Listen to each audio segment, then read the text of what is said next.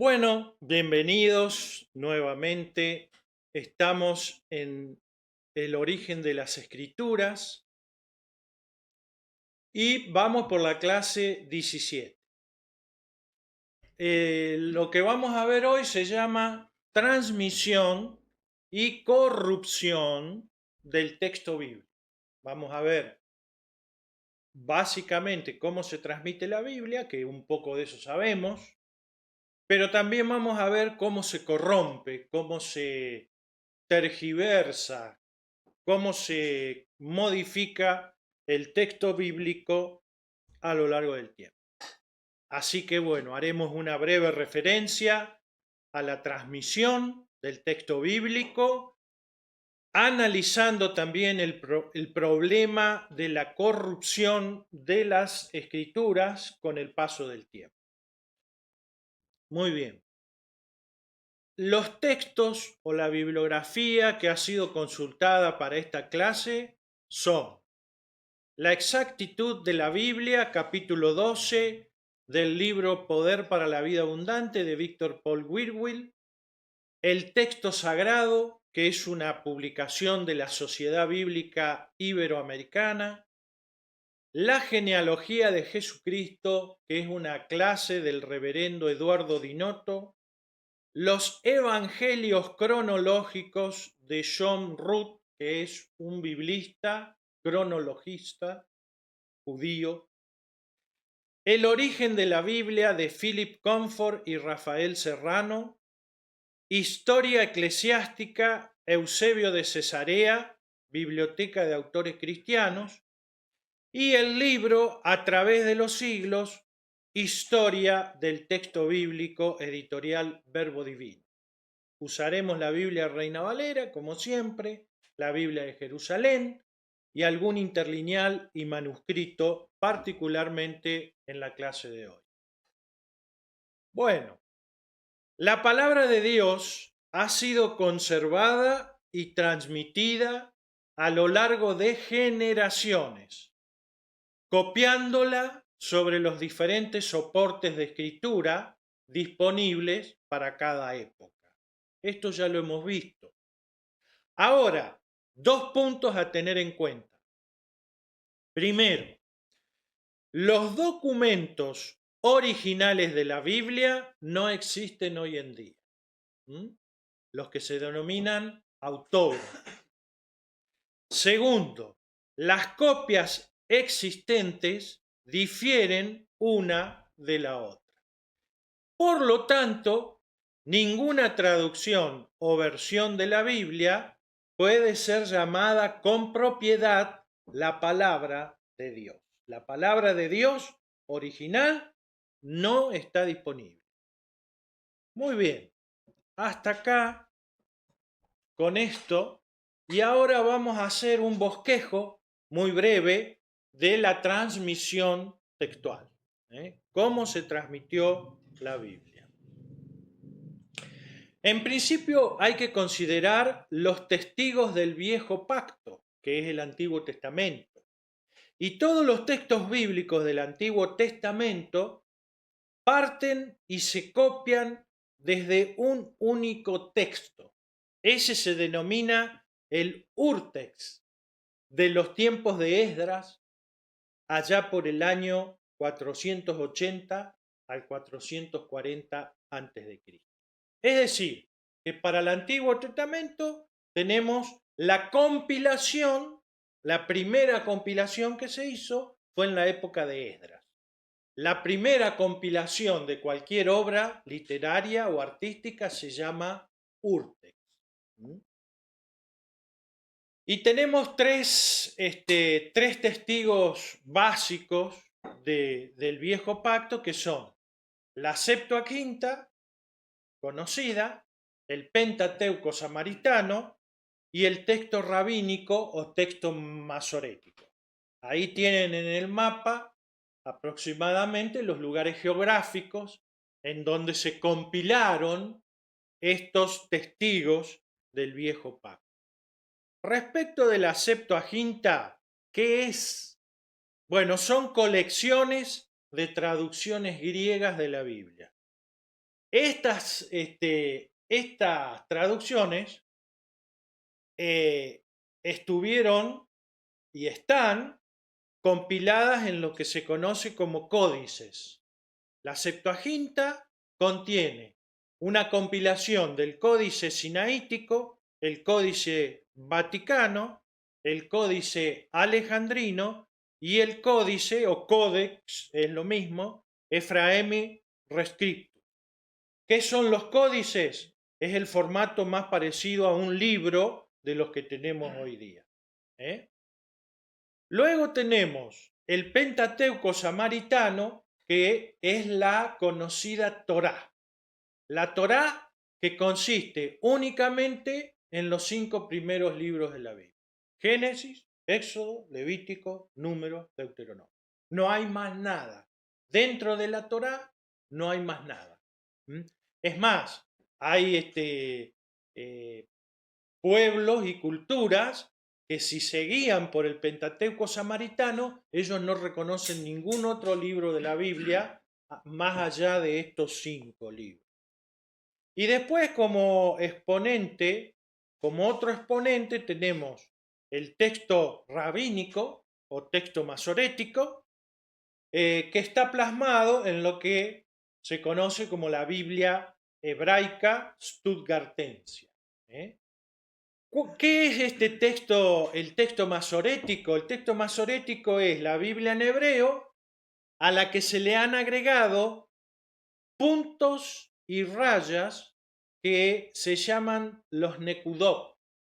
Los nekudot son los puntos que los rabinos diseñaron para darle a la Biblia hebrea pronunciación, porque el hebreo es un lenguaje consonántico, no tiene vocal.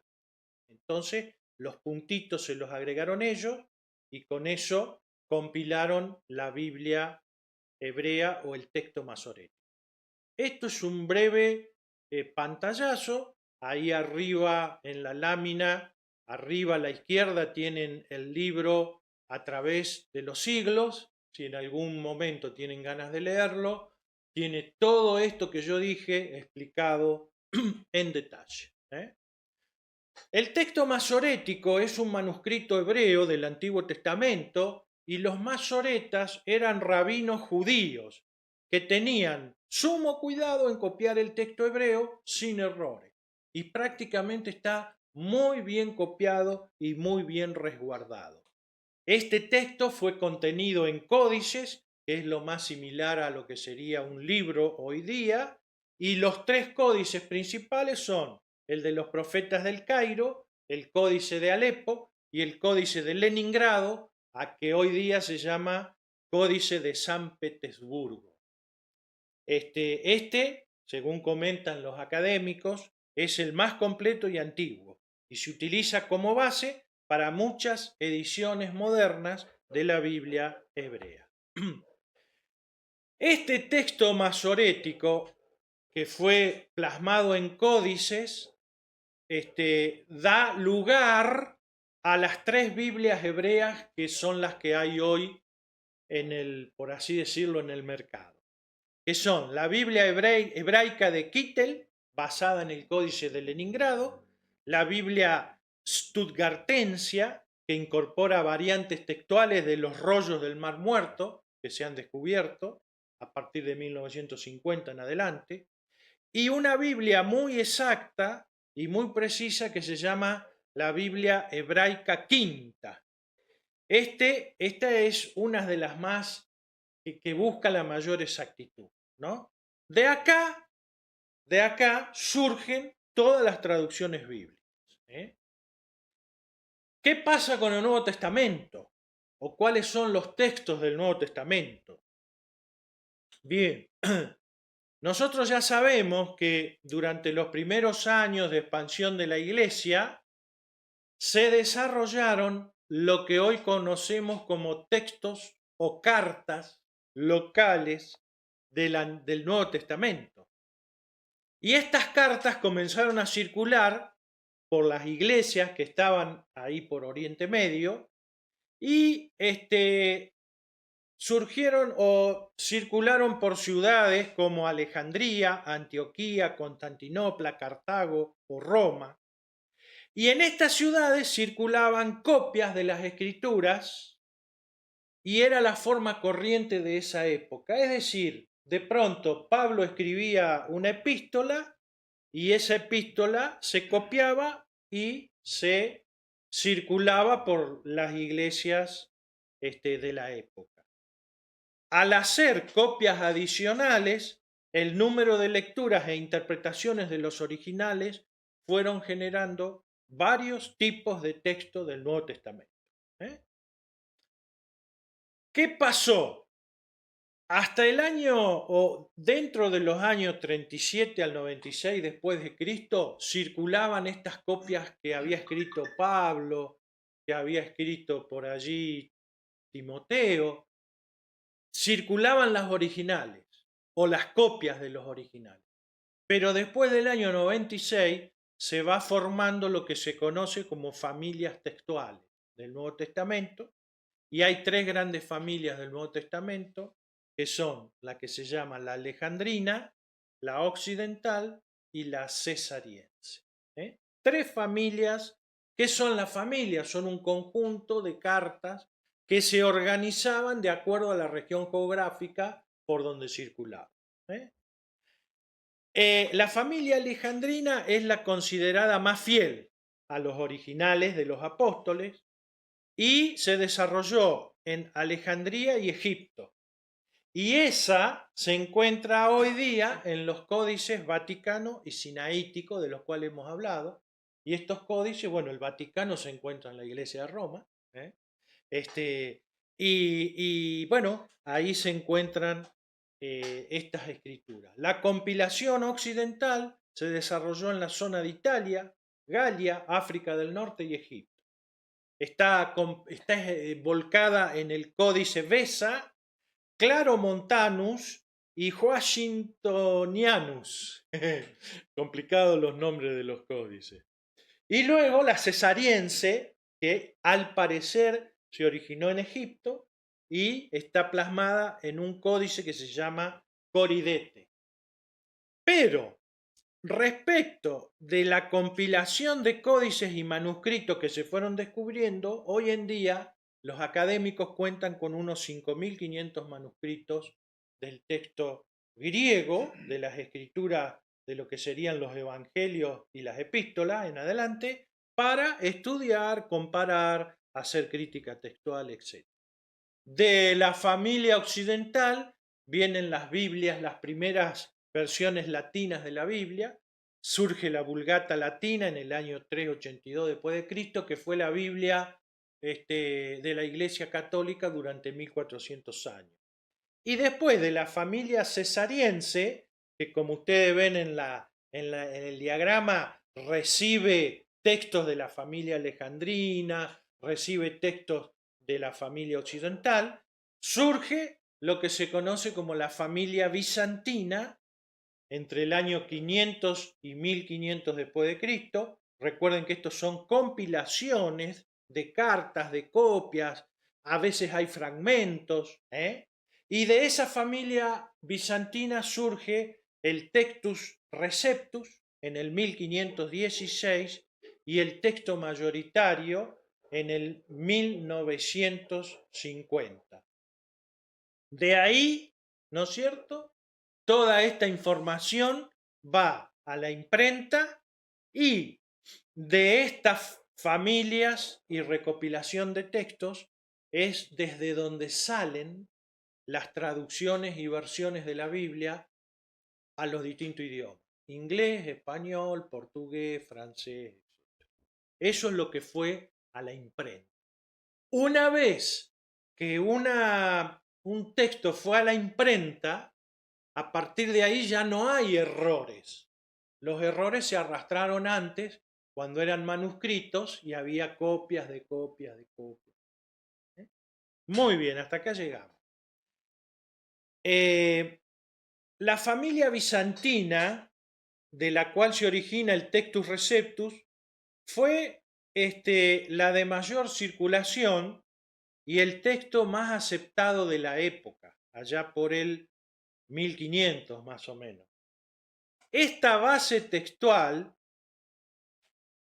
fue editada e impresa en el 1517 por un tal Erasmo de Rotterdam, que era un erudito, era un erudito de las lenguas clásicas, era filósofo y era creyente. Le dedica curiosamente su compilación al Papa de la época y se conoce como Textus Receptus, también llamado por algunos como texto mayoritario o texto constantinopolitano. Este texto, vean qué interesante, este texto es reconocido y autorizado tanto por la Iglesia de Roma como por las iglesias protestantes, que en realidad deberían llamarse iglesias evangélicas. Pero los dos, tanto el evangelismo como el catolicismo, reconocen al Textus Receptus como la fuente autorizada para extraer de ahí traducciones y versiones de la Biblia. Este hombre, Erasmo, les voy a contar una pequeña anécdota, sabía tanto y conocía tantos secretos que se escondían en su época con respecto al conocimiento de las escrituras, que fue el autor de la frase: en el país de los ciegos, el tuerto es el rey. Este fue el hombre que acuñó esa frase. En la actualidad, a partir de 1950, con los descubrimientos de Qumran, etc., aparece lo que se conoce como el texto crítico. El texto crítico se basa, según los estudiosos, en una combinación de manuscritos más antiguos y precisos que los que estuvimos viendo para el Textus Receptus. Y hay dos ediciones de este texto crítico que son la de Nestle Aland.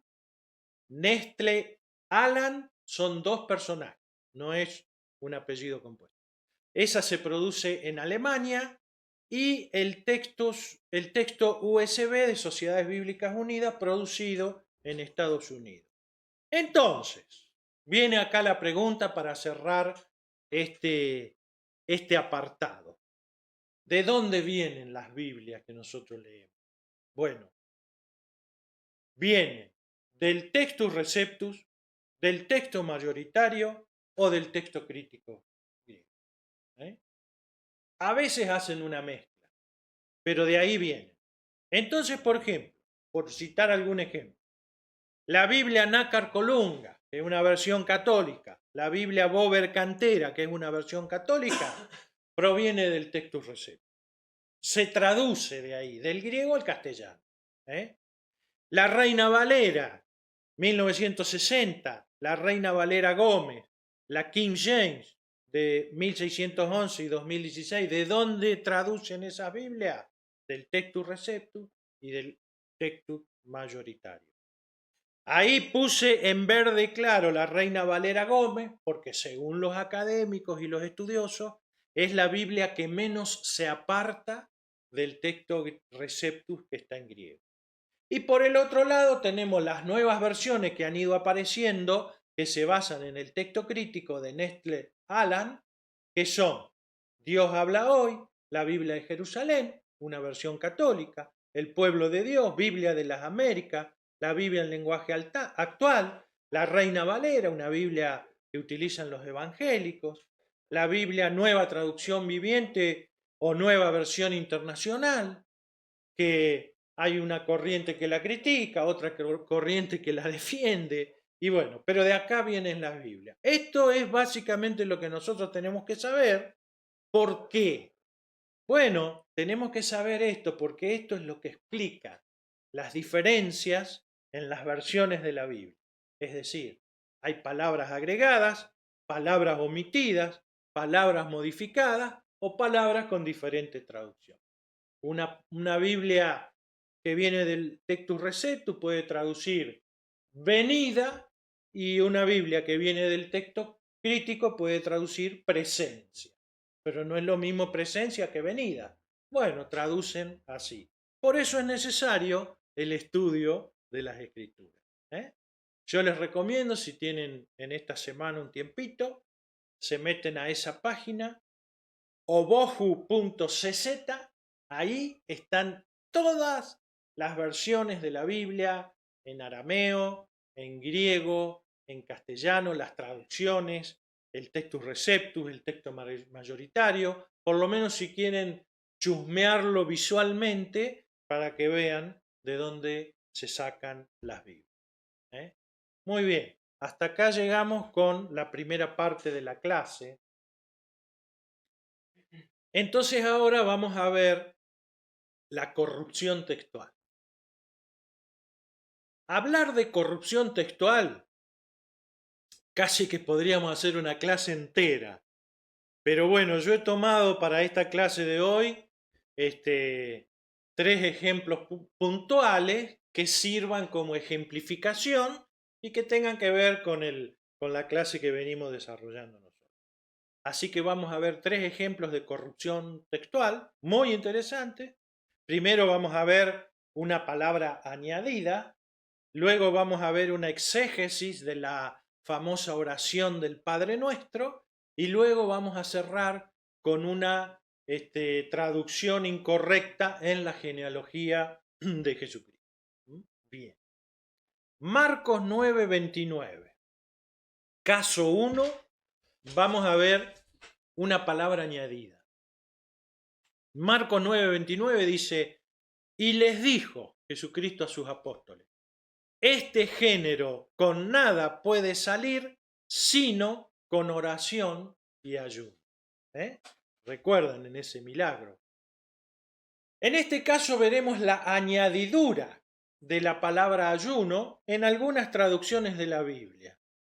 Por ejemplo, el texto interlineal de Elsa Tames y Cela Trujillo de Sociedades Bíblicas Unidas, fíjense que ahí tienen en amarillo el texto, el interlineal, es decir, griego traducido al español, y fíjense cómo en el segundo renglón, ahí en un circulito rojo es señalado el número 26, y debajo dice 26, y dice el comentario, manuscritos tardíos, o sea, los más cercanos a nuestra época, añaden y ayudan. Esto de ahí abajo, lo que está en blanco en las Biblias de estudio, se llama aparato crítico, porque te citan de distintos papiros o de distintos manuscritos o de distintos descubrimientos, te citan la fuente y te ponen esta palabra está añadida, esta palabra está omitida. Y acá les muestro del interlineal que se puede consultar en línea, el códice sinaítico que se presentó la clase pasada, recuerdan. Fíjense como ahí debajo, en la traducción, dice, y dijo a ellos, el género en nada está siendo posible salir, eso es una traducción palabra por palabra, sino en oración. Y la palabra ayuno no figura. Y si ustedes se fijan arriba, ahí donde yo puse añadidura, este es el manuscrito, lo que sería el rollo, el rollo que se ha conservado, que no se ha digitalizado. Si ustedes, aunque uno no entienda el griego, si uno mira, fíjense cómo estas dos palabras tienen diferente grafía. Una está escrita en un griego más cuadrado, más grandote, la otra está escrita en un griego más finito, más chiquito. Bueno, ahí están viendo que uno de los traductores o uno de los copistas decidió agregar la palabra ayuno. Y uno dice, bueno, vamos a andar discutiendo por una palabra. Bueno, pero lo que pasa es que de esa palabra después surgen los que dicen que sin ayuno no hay poder y los otros que dicen el ayuno no tiene nada que ver. Me salió un versito. Pero bueno, de ahí vienen después las discusiones, ¿no? Y ahí Proverbios 36 dice, no añadas a sus palabras, no sea que te reprenda y quedes por mentiroso. Muy bien, segundo ejemplo. Vamos al Padre Nuestro. La famosa oración del Padre Nuestro que enseñó Jesucristo, la voy a leer y después la vamos a estudiar. Entonces, Mateo 9, 6 al 13. 9. Vosotros pues, dice Jesucristo, oraréis así. Padre nuestro que estás en los cielos, santificado sea tu nombre. Venga tu reino. Hágase tu voluntad como en el cielo, así también en la tierra. El pan nuestro de cada día, dánoslo hoy y perdónanos nuestras deudas, como también nosotros perdonamos a nuestros deudores. Y en el 13, y no nos metas en tentación, mas líbranos del mal. Esa es la Reina Valera, dice eso. Ahora, hay otras versiones. La versión Nácar Colunga, que es católica, dice, no nos pongas en tentación. La Pellita, que es la traducción del arameo al castellano, dice, y no nos hagas entrar en prueba, dice.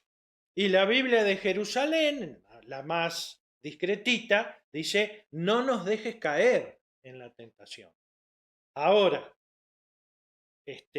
Santiago 1.13 dice, cuando alguno es tentado, no diga que es tentado de parte de Dios, porque Dios no puede ser tentado por el mal, ni él tienta a nadie. La Reina Valera 60 y la de Jerusalén dice, ninguno, cuando sea probado, diga, es Dios quien me prueba. Es clásica esa, ¿no? Porque Dios ni es probado por el mal, ni prueba a nadie. Entonces, díganme ustedes por qué Mateo 6.13 en la Reina Valera dice, y no nos metas en tentación. ¿En qué quedamos? ¿En qué quedamos? Bueno, esta es una cuestión muy discutida del tema del Padre Nuestro en su interpretación, y lo que yo voy a hacer es un resumen, esto sí es un resumen, porque no puedo ponerlo todo acá, de una tesis teológica de Mateo 6.33. Esta tesis está hecha por el presbítero David Ricardo Medina Calderón de la Universidad Javeriana de Colombia. Es una tesis que si ustedes la buscan así, en internet está, son más o menos unas 93 páginas que hay que leer. Hace un análisis muy exhaustivo este hombre del lenguaje griego, de la gramática, de los verbos que se usan. Por lo tanto, yo lo que voy a hacer es resumir todo esto en una pantalla. Es quizá una osadía, pero no podemos... Pero ustedes después busquen y lean si tienen ganas. Dice este hombre, revisada la Biblia de Jerusalén y el Nuevo Testamento griego de Nestle Aland, ya sabemos de dónde viene la cuestión, nos encontramos con un problema del lenguaje en cuanto a dar sentido al texto. Y de eso vimos la clase pasada. ¿Se acuerdan? Traducciones de la Biblia. Bueno, y él dice, resume en 2 puntos su trabajo. Dice, la expresión no nos sometas a la tentación conlleva el riesgo de confusión. Y lógico, porque si Dios no tienta y no prueba y me dice que no me ponga en tentación, me está confundiendo, amigo. En su lugar, traducir no nos permitas entrar en la tentación implica una intervención activa de Dios. Una intervención activa de Dios. Segundo punto, dice David. Otra opción sería traducir, haz que no entremos en tentación, dando a entender, presérvanos y defiéndenos de adherirnos a las ideas del tentador. Se va aclarando la cosa, ¿no? Se podría traducir, dice él, haz que no entremos en la tentación, aléjanos, Padre, de caer en el mal, y esto rescata la idea de una conclusión.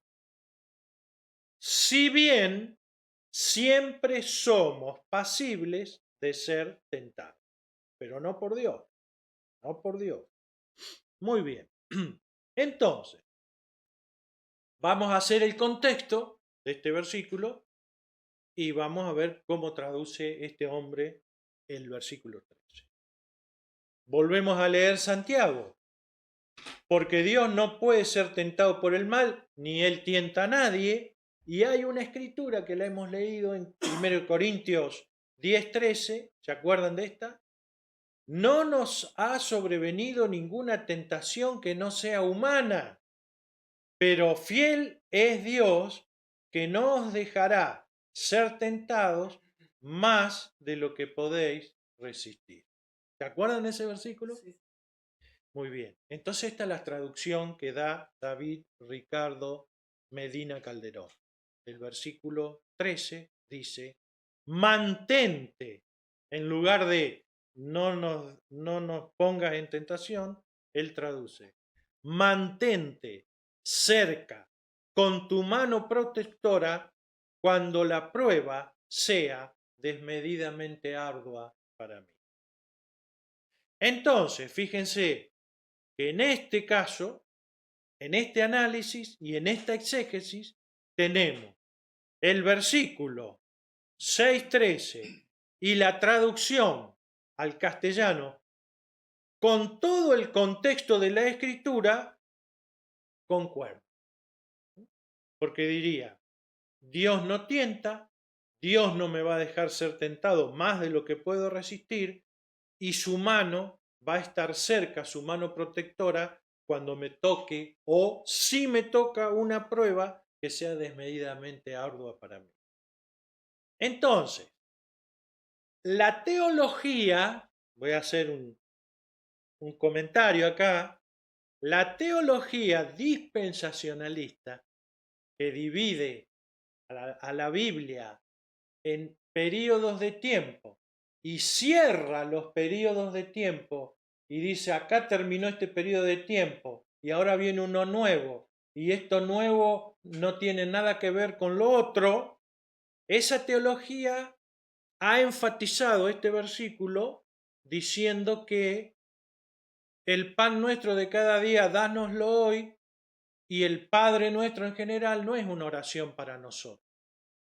Y tiene razón, porque nosotros estamos en la administración de la gracia y Dios nos suple. Pero es que no es eso lo que Jesucristo quiere enfatizar acá. ¿Qué es lo que Jesucristo quiere enfatizar en este registro de la Escritura? Jesucristo quiere enfatizar que se debe aprender a depender absolutamente de Dios. Eso es lo que quiere enfatizar. ¿En cuánto? En todas las áreas de la vida. ¿Por qué? Porque dice, el pan nuestro de cada día, es decir, el sustento, el abrigo, el trabajo, la casa o el techo. Perdona nuestras deudas como también perdonamos a nuestros deudores, la relación con los demás, el trajín diario, las discusiones, los acuerdos, los negocios, las broncas. Eso es la vida del ser humano. Y entonces Jesucristo dice que en todas las áreas de la vida hay que aprender a depender absolutamente de Dios. Bienaventurado aquel creyente que logre eso en esta vida. Muy bien, seguimos. ¿Vamos bien? Bueno, este es el último caso que vamos a tratar hoy. Este es el caso de la genealogía de Jesucristo. La discusión de si Jesucristo es o no es el Mesías prometido es una de las discusiones más grandes que hay en el cristianismo y en los que critican al cristianismo. Y la otra discusión grande que hay es si Jesucristo resucitó o no resucitó. Vamos a ver esta de la genealogía de Jesucristo. Las pruebas genealógicas son fundamentales para los derechos de herencia, sobre todo en la cultura hebrea. En la genealogía de Jesús está en juego el derecho al trono del rey David. Entonces, voy a leer Mateo 1:16 y 20, donde la Escritura, haciendo referencia a la genealogía de Jesucristo, dice así: y Jacob engendró a José, marido de María, de la cual nació Jesús llamado el Cristo. Y en el 20 dice: un ángel del Señor le apareció en sueños y le dijo: José, hijo de David, hijo de Jacob, no temas recibir a María tu mujer, porque lo que en ella es engendrado del Espíritu Santo es. Como Mesías, Jesucristo tenía que cumplir los requerimientos genealógicos prometidos en el Antiguo Testamento, a saber, eran 3. Debía ser descendiente de Adán y venir de la mujer. ¿Recuerdan Génesis 3:15? Debía ser descendiente de Abraham. ¿Recuerdan la promesa dada a Abraham en Génesis capítulo 12, 10, 12? Y debía ser descendiente del rey David también. Y Lucas 3:23 dice: Jesús, Yeshua, al comenzar su ministerio, era como de 30 años, hijo, según se creía, de José, hijo de Elí. ¿De quién era José, hijo? José de Elí, en Lucas. Y en Mateo 1:16, ¿José de quién era el hijo? De David. De Jacob. De Jacob. Muy bien. Entonces tengo que hacer una pregunta. Sí. El José de Mateo 1:16, hijo de Jacob, ¿es el mismo José de Lucas 3:23, hijo de Elí? No lo sé, pero los dos están hablando de la genealogía de Jesús. Vamos a investigar. La genealogía de Mateo 1:17 nos lleva de Abraham a María, María de la cual nació Jesús. Mateo 1:2 dice: Abraham engendró a Isaac, Isaac a Jacob, Jacob a Judá, y sigue. Mateo 1:16 dice: y Jacob engendró a José. Por tanto, José es hijo de Jacob, o Jacob el padre de José, marido de María de la cual nació Jesús. La genealogía de Lucas 3:23 al 38 nos lleva de Adán a José, pasando por Elí. Lucas 3:38 dice: Adán engendró a Set, Set engendró a Enos, sigue. Elí engendró a José, Lucas 3:23.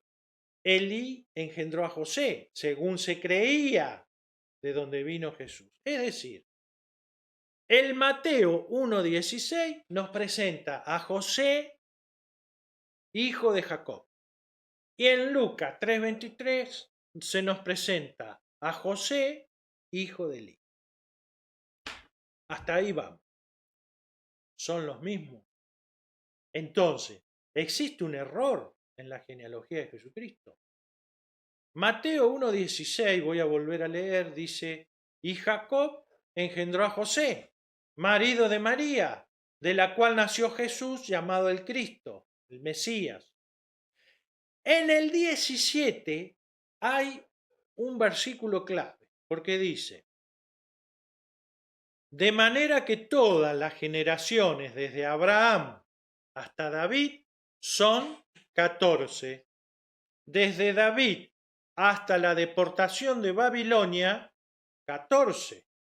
Y desde la deportación de Babilonia hasta Cristo, ¿cuántas? 14. Muy bien.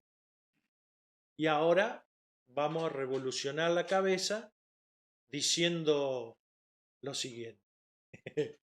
Veremos que Mateo 1:16, en su versión original, no está presentando a José como marido de María. ¿Cómo? Como erróneamente está traducido. Acá hay un error en la traducción. Sino que Mateo 1:16 presenta a José como el padre de María. Vamos a desarrollarlo y después entramos en la discusión. Dios ha salvaguardado esta verdad haciendo expresa mención de los 3 grupos que leímos en el versículo 17. 3 grupos de 14 generaciones cada uno. ¿De acuerdo? Ahora voy a tomarme el trabajo de leer la Mateo 1 del 2 al 17, lo voy a leer rápidamente para contar la generación.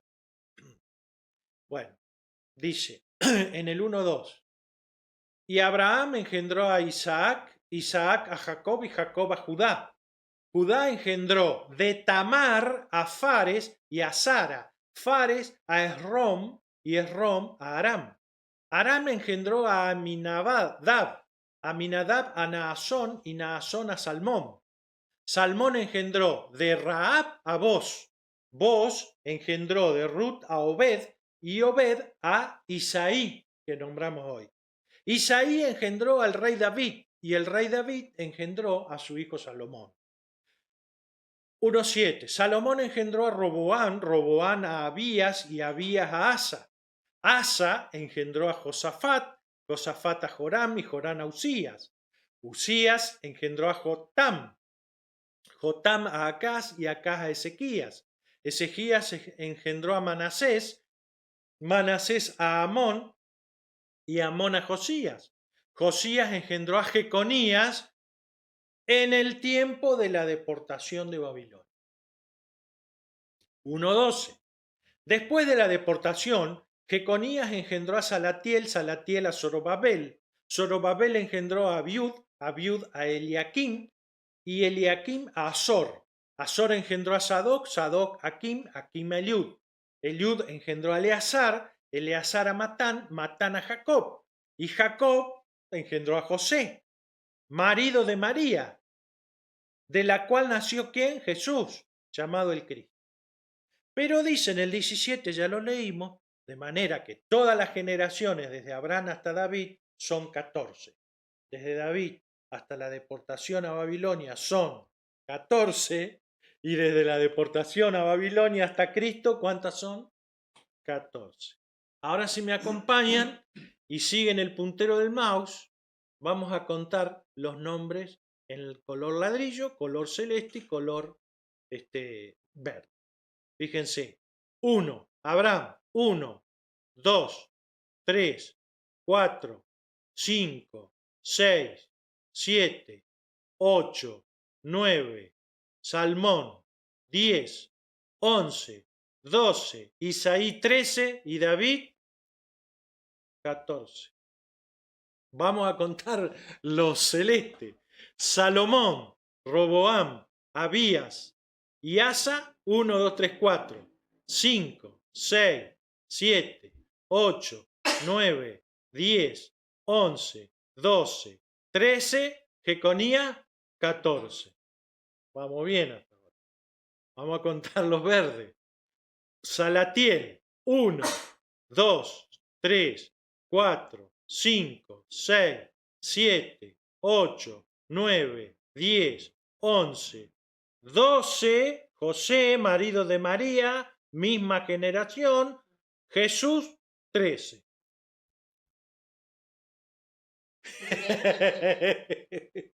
O sea, si José es el marido de María, está en la misma generación. Y tenemos 13. Y Mateo 1:17 dice que tiene que haber 14. Pero si José y María están en la misma generación, si son... Ah, bueno. Entonces, Lucas 3:23 dice que Elí engendró a José y Mateo 1:16 que Jacob engendró a José. Entonces, si dibujamos esto, la pregunta es, ¿cuál José es el marido de María?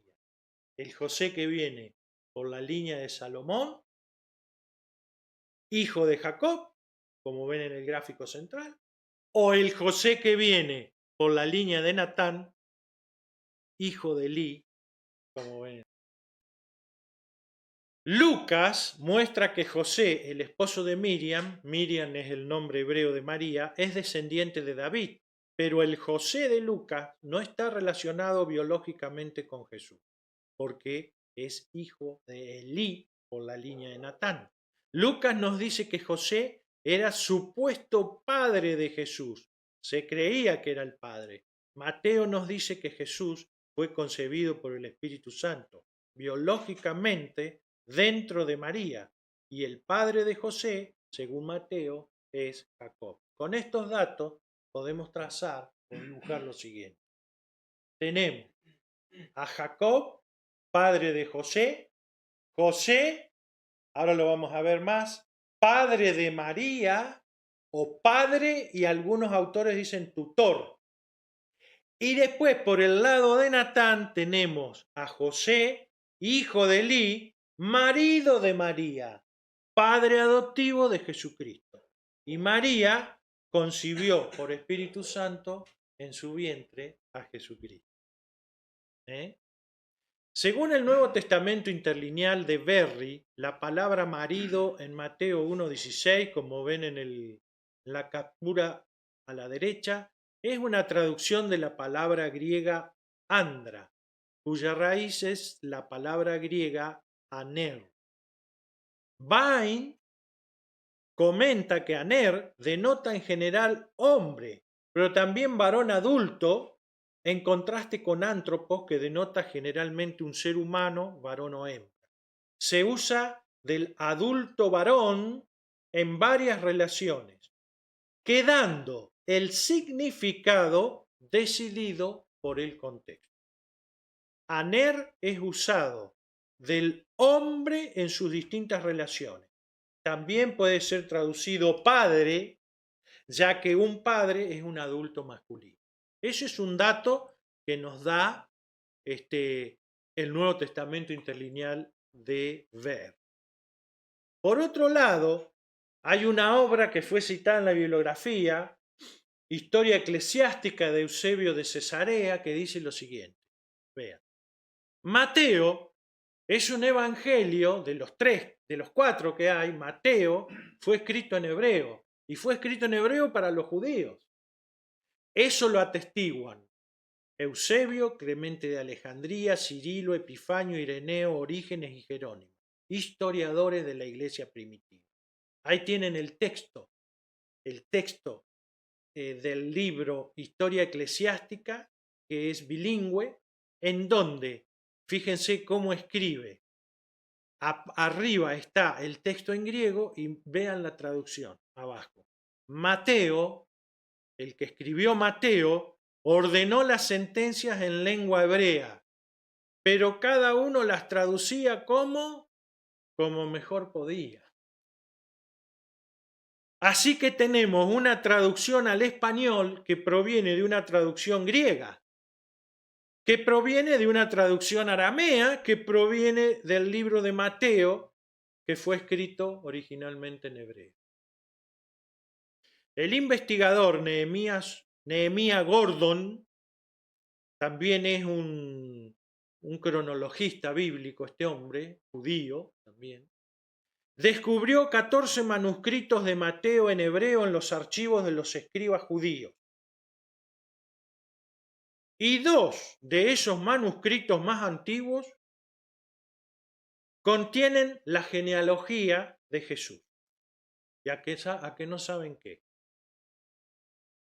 En el manuscrito del Seminario Teológico Judío de New York o Nueva York y en el manuscrito de la Universidad de Oxford, la traducción o el registro es José, el padre de Miriam. José, padre de Miriam. Así que la Reina Valera o la castellana o la de Jerusalén traducen en Mateo 1:16, y Jacob engendró a José, marido de María, de la cual nació Jesús, llamado el Cristo.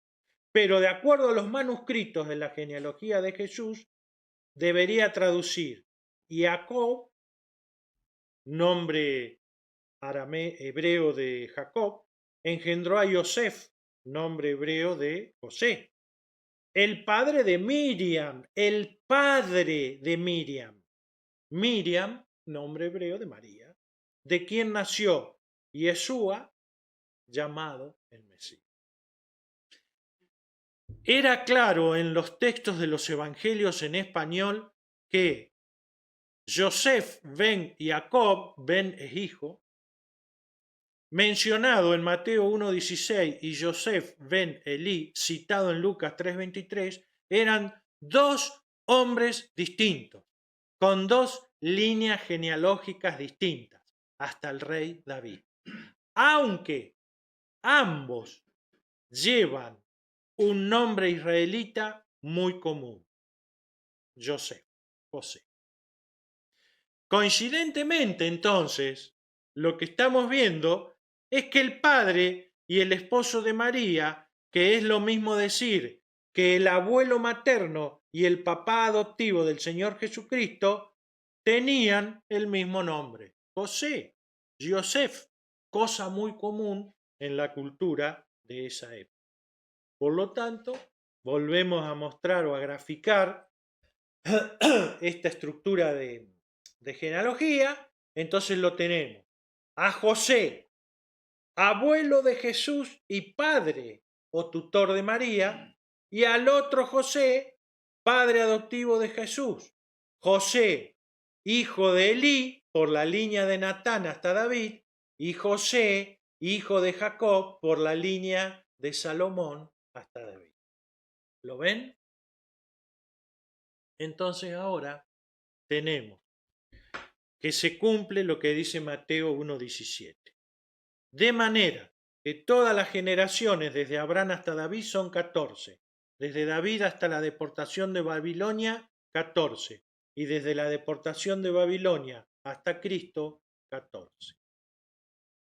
14, 14 y 14. Y esa es la representación gráfica de la genealogía de Jesucristo. Con José, padre de María, y con el otro José, esposo de María. Vean esto, es una curiosidad, pero bueno, es una curiosidad interesante. En la iglesia de la Natividad de Belén hay una estrella de plata de 14 puntas, incrustada en el suelo, esto lo saben los judíos, en el lugar donde nació Jesús. Dicha estrella tiene 14 puntas. ¿Por qué? Por la genealogía que leemos hoy. Los nombres hebreos heredan del arameo un valor numérico basado en el orden de sus consonantes. Por lo tanto, David sería la letra Dalet, que tiene el valor 4. La B de David, la Vav, tiene el valor 6. Y de nuevo la Dalet de David, que tiene el valor 4. Si uno suma 4 más 6 más 4, ¿cuánto da? 14. Así que las tres repeticiones de 14 de Mateo 1:17 bien podrían haber sido una clave lingüística para presentar a Jesús como el rey mesiánico, el hijo de David y el cumplimiento máximo de la promesa de Dios. Una clave encriptada, podríamos decir. Este ingenio lingüístico numérico, tres conjuntos de 14 generaciones, asegura que nada se puede agregar o sustraer del texto sin que se revele el error. Y así Dios protege y protegió su palabra de la manipulación intencional o de una mala traducción. Por lo tanto, para terminar, la genealogía de Jesucristo se presenta la siguiente lámina resumiendo todo lo visto. Vamos a leer del lado izquierdo primero. Jesús, entonces, es el rey mesiánico, heredero legal del trono de David. Eso está en la genealogía que describe Lucas. Lucas sigue el linaje legal de José, padre legal de Jesús, a través de Natán, hijo de David, y conecta a Jesús con David y Adán, siendo este Jesús el rey de los judíos. Aunque los judíos no estén de acuerdo. Por el lado derecho, Jesús es nacido de la simiente de la mujer, de María.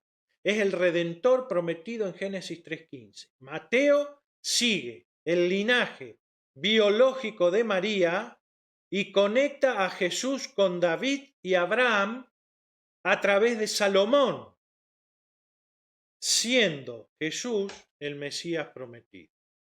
Por lo tanto, siguiendo el linaje desde Adán hasta David, y luego a través de Natán y a través de Salomón, siguiendo el linaje de Jesús, tenemos que, según lo relata Mateo y los descubrimientos de los manuscritos, tendríamos a un tal José, hijo de Jacob, abuelo de Jesucristo y padre de María, por un lado, concebido por el Espíritu Santo, como lo anunció el ángel. ¿Recuerdan? Y por el otro lado, en la genealogía que relata Lucas, tendríamos por el lado de Natán a José, hijo de Elí y padre adoptivo del Señor Jesucristo. Ningún problema.